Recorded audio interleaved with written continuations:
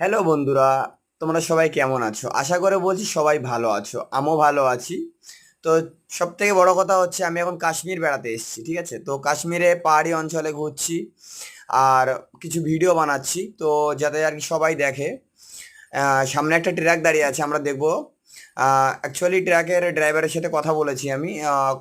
ড্রাইভারটা বলতে চাইছে যেহেতু ওনার গাড়ির ইঞ্জিনটা প্রচণ্ড পরিমাণে হিট হয়ে গেছে, তার জন্য আর কি উনি দাঁড়িয়ে আছে, যেহেতু রেস্ট নিয়েছে, ইঞ্জিনটাকে ঠান্ডা করছে। আর সামনের মৌসামটা অ্যাকচুয়ালি বলবো কি খুবই আর কি ঠান্ডা মৌসাম।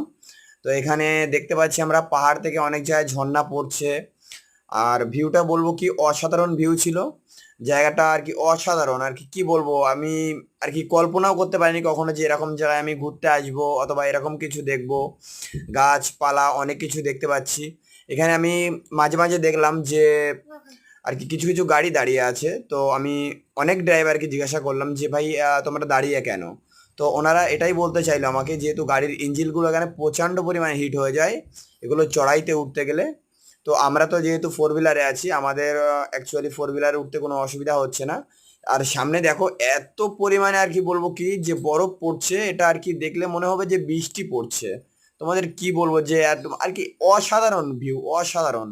যেটা আর কি নিজে চোখে না দেখলে বিশ্বাসই করতে পারবে না যে এইভাবেও আর কি মানুষ এসব জায়গাগুলোতে ভ্রমণ করতে আসে। আজকে অনেক পর্যটক আর কি এসছে আমার সামনে, অনেক আর কি সাথীরা এসছে, তাদেরকে দেখেছি।